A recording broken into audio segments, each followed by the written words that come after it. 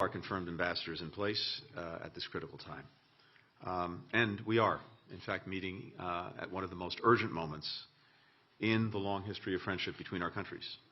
As allies and partners, Poland and the United States have stood together through many, many challenges. Now, the very ideals that bind us, freedom, democracy, peace, security, are under threat in this region as never before, certainly not since the Second World War. The people of Poland know how important it is to defend freedom. So do Americans. And we will stand together, as we've been standing together, in support of Ukraine and against Russia's unprovoked, unwarranted, premeditated invasion. In NATO, at the European Union, the OSCE, where Zbigniew is the chair in office this year, Poland is doing vital work to respond to this crisis. It's hosted an increased NATO presence. It's supported the robust EU sanctions against Russia. And it has done a great deal to facilitate security assistance to Ukraine. As NATO allies, defense cooperation between Poland and the United States, I think it's safe to say, is closer than it's ever been.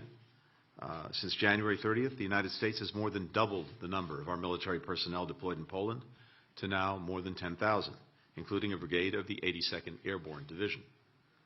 And we've significantly increased the amount and types of military equipment and capabilities that we positioned in Poland.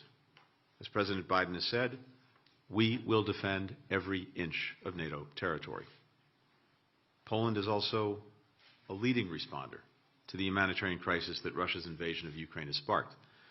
As Zbigniew just said, as of today, more than 700,000 people have been forced to flee the violence perpetrated by Russia by crossing the border from Ukraine to Poland, with more coming every single day. I'm going to have the opportunity to speak to some of the folks who've come over just recently from Ukraine.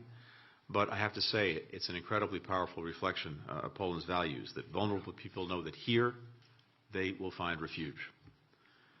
To help support the needs of Ukrainians in Poland and other countries, the Biden administration just requested to Congress $2.75 billion in humanitarian assistance.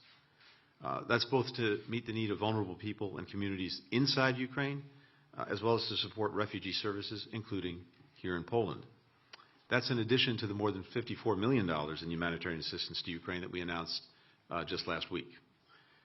We also sent a disaster assistance response team to Poland, working very closely with humanitarian agencies to provide the critical health care, safe drinking water, sanitation, hygiene supplies, protection for vulnerable people, especially women and children.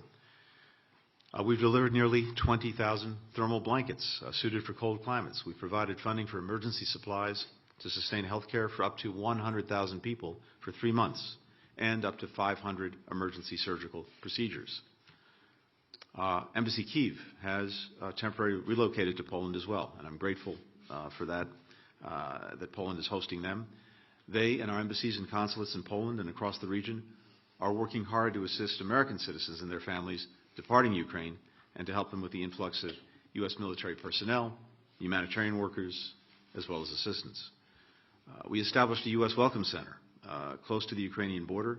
It's been operating 24/7 since hostilities began. We have support teams as well stationed near the border in Romania, Hungary, Slovakia, Moldova, to assist any Americans who are leaving Ukraine. At this moment of crisis for millions of Ukrainians, and as the security of Europe hangs in the balance, Poland has stepped forward with generosity, with leadership, with resolve. We're grateful for the strong foundation of friendship and cooperation that we've built together over many, many decades, which so many are now relying on today. Thank you. Thank you very much. Time for some pictures, please. There we go.